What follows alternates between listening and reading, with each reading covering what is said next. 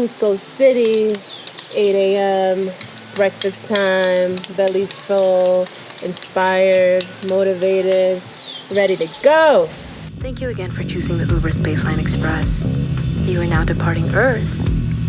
Enjoy your trip. We're going to Mars.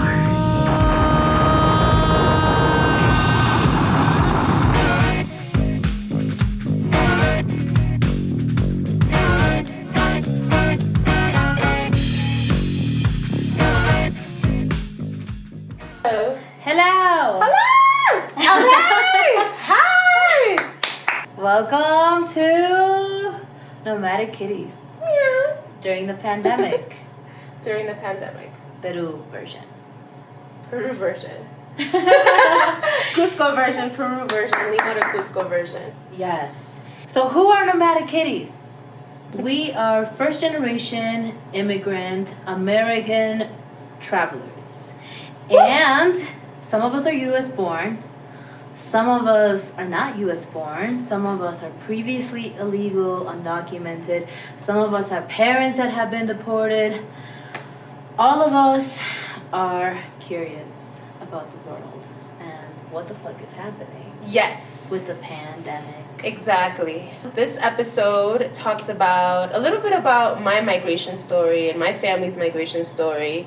This episode we're talking about why travel during the pandemic, a little bit about how we're doing this, why we're doing this, how we became nomads, and our travels from Lima to Cusco. We went from Lima to Cusco. We've been in Cusco now almost a month. So yeah, tune in. Yes. And tune in till the end because we're going to answer some questions that we didn't know the answer to throughout the podcast. So, Yup.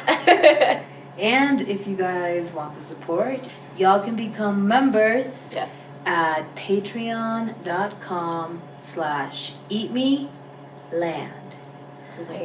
We're super excited for this. We're going to be launching a few behind the scenes. And if you're a Patreon member, you get this footage. You get the full you guys audio. get the full episode. The Yes. full episode. So that's like amazing and magic and a lot because there's a lot of wonderful things happening here. Yes. So we hope you guys enjoy this adventure. Okay. Exciting. Oh wait, we can't even make noise with these. We should open them up. Yeah, open them up. It's gonna be distracting. These are nuts. We're opening up nuts. We're from La Parada. Where's La Parada? What is La Parada? La Parada is a wholesale market where most vendors in the marketplaces that you see around go and buy their stuff. We didn't get to go there, but that's where my family's bought everything that they've ever sold. Their chicken, their vegetables when they were selling chaufas, all the things that you could ever need. So it's kind of like, and we talked about this already, but it's kind of like El Mercado de Abastos in Mexico. Sí, exacto. Which is like a wholesale market. Yes. I think what's cool about Peru and Mexico is that there's a whole bunch of little markets that are not big chains, like Pick and Save and Walmart. Right. And fresh food daily and accessible, like a menu. A menu. What is a menu? A menu is it's a lunch. So it's like the most affordable lunch. It's what working people get. And you get it at the market. And you get it at the market. We'll have this in the it's like podcast. between 6 to 10 soles a day. Sometimes they're even less. And it's a soup. It's a segundo, which is a rice meal with something, and fills you up. Yeah. And you save money. That is one of the most beautiful parts about being in these places. Mm-hmm. The food is so fresh. Mm-hmm. Okay, so right now we are in Peru. Yep. And by Cusco City, Cusco City, the original Incan capital. Yes. 11,000 feet above sea level. Thank you. Oh, I had no idea. So it took a while to adjust. When we first got here, I was short of breath. I'm still short on breath. Every time I go up a flight of stairs, I'm just like, why am I so tired? Yeah. But it's normal. Yeah, it is. It is. Because the altitude is so high and so different. Yes. You guys performed while up 11,000 feet on the first night that we were here. So big ups to y'all. That shit was a challenge. That was fucking cool. Yes, I can't believe the musicians just let us perform. They were just like, love. "You guys are musicians? You want to go on the stage?" That was love. That was love. I love it. I think that was just solidarity amongst musicians. It's been a tough time. Musicians are just starting to play again. Quarantine was lifted just a few months ago, and up until Just a few months ago, but now we're restarting. there's conversation that it's coming back. It's starting. It's starting January 31st till February 14th. So we're gonna be under quarantine. There's specifications as to like which locals are gonna have which type of curfews. Curfews are going up.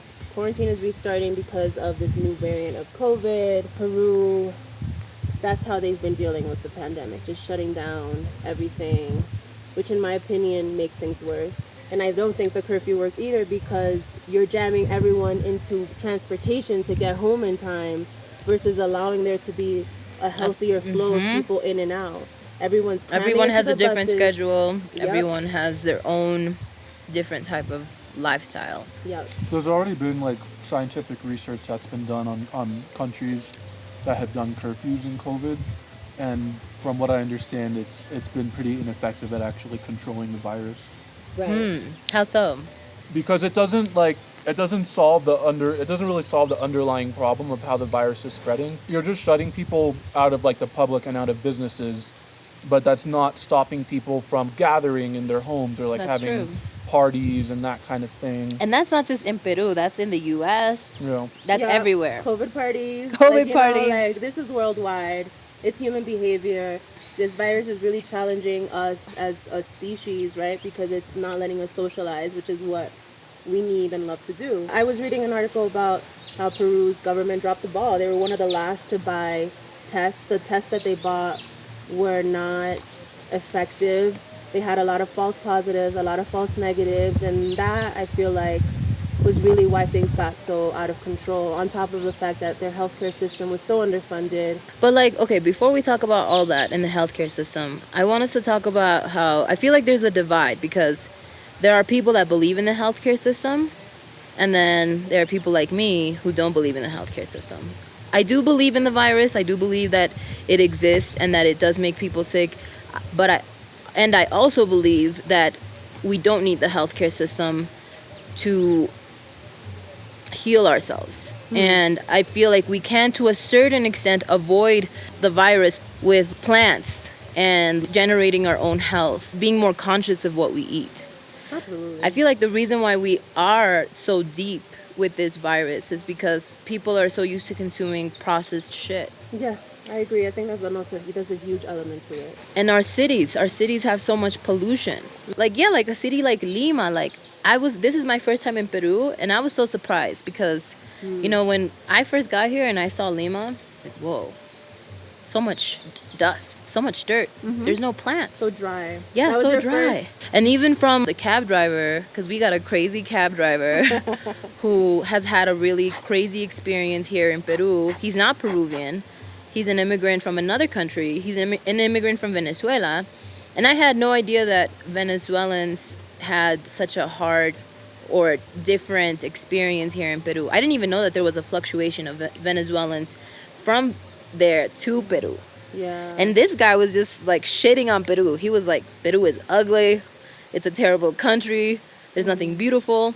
And I believed him for a second because when I was looking out of the car in Lima, seeing all of these dry buildings, seeing all of this like just terrible urbanization, like urbanization can be done well and it can be done like shit. Yeah.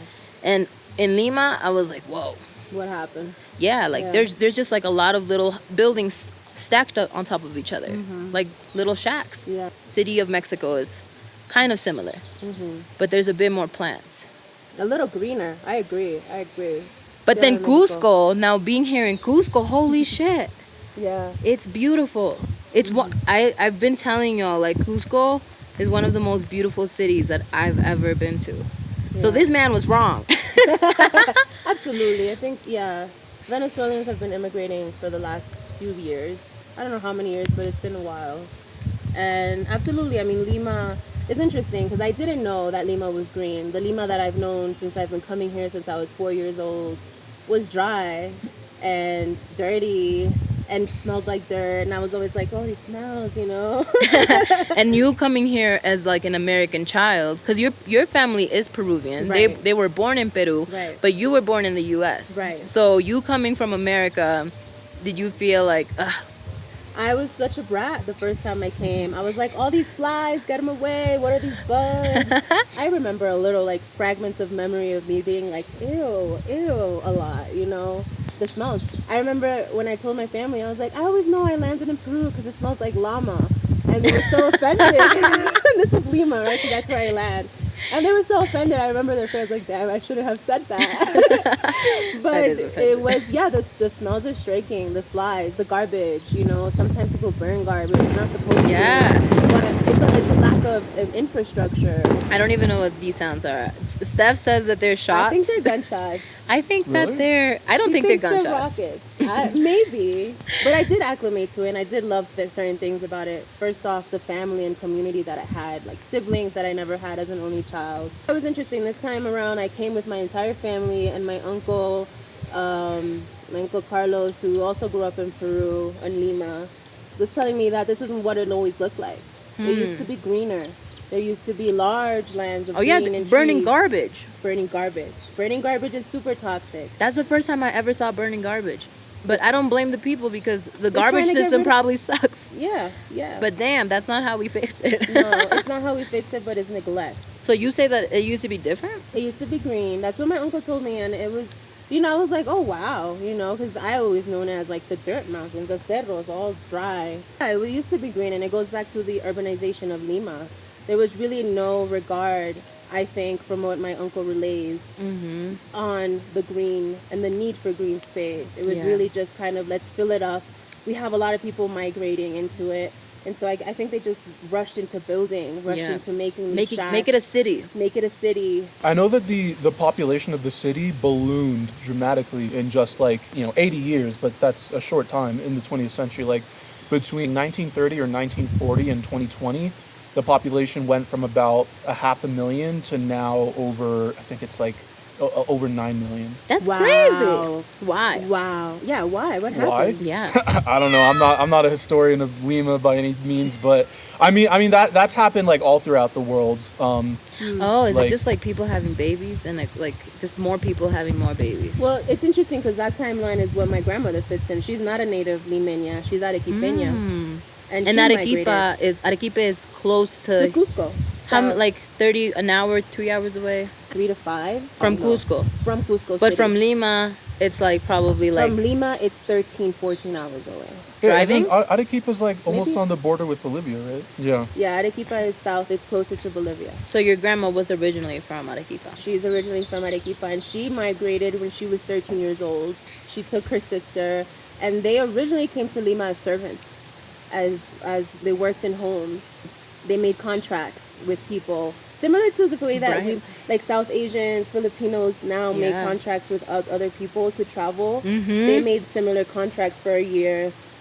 They were supposed to be paid a certain amount. They endured a lot of abuse because they're. I mean, the cleaning industry is like that. It's Serving like people, servitude. yeah. It's like slavery, you know. Yeah. They pay you something, but still, the Yeah. things you have to endure. So how did your family like transition from that industry to now the food industry? Because y'all are like, now you're not even in, your family's not even in Peru. It's in the U.S. It's in New York City. Yes. You guys are fucking food vendors. Yep. Peruvian Japanese food. Yep. You won the fucking Vendy Vendy Awards. Awards. Oh! All teamwork. It was beautiful. That shit was fucking amazing. I was there that You were day, there. and there were amazing vendors. There were amazing food. Kingston Food Truck, shout out to y'all because y'all saved us with the fire extinguisher.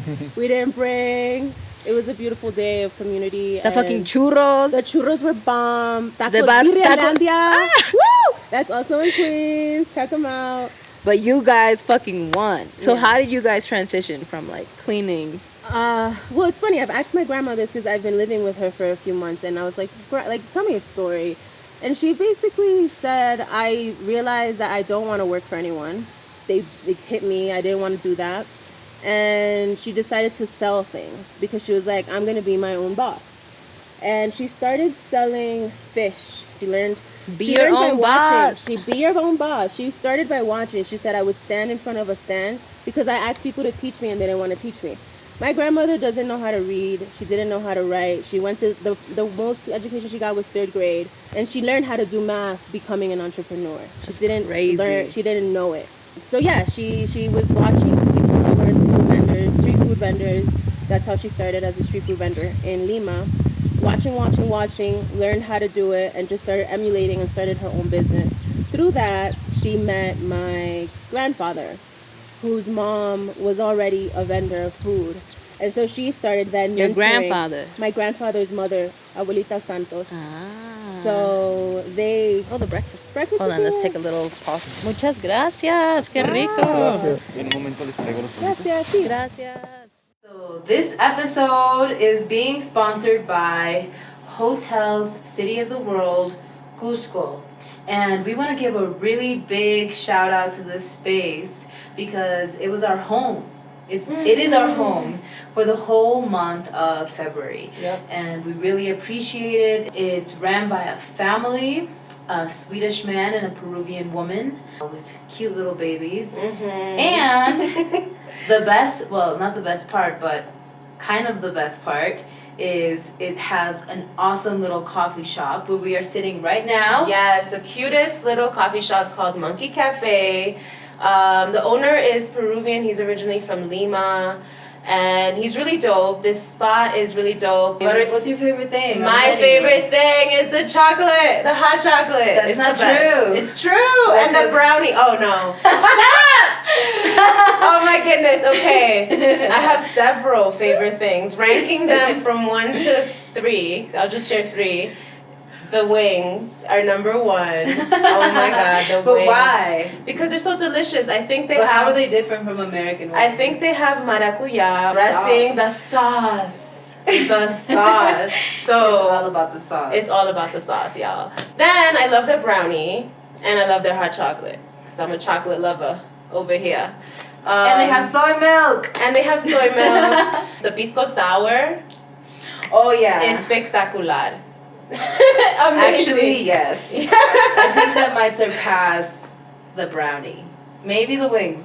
No, But no. I have my list. You have your list. I have my Right. list. Alitas all day. Number 1, chocolate, then the pisco. But it is the best pisco we've had in Cusco. It's a great time, beautiful views, and the community comes here. I think that's what I really love about it. They have a little thrift shop. He does great like partnerships with other folks in the community.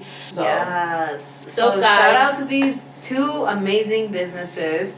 Tim and family and Jose, amazing folks. When Yes. you're out in Cusco. Show Hey, love. yeah, come through. This is one of the best spots. So thank y'all for sponsoring this episode. Become a member to get access to all the behind the scenes. Thank you again for choosing the Uber Spaceline Express. You are now departing Earth. Enjoy your trip. We're going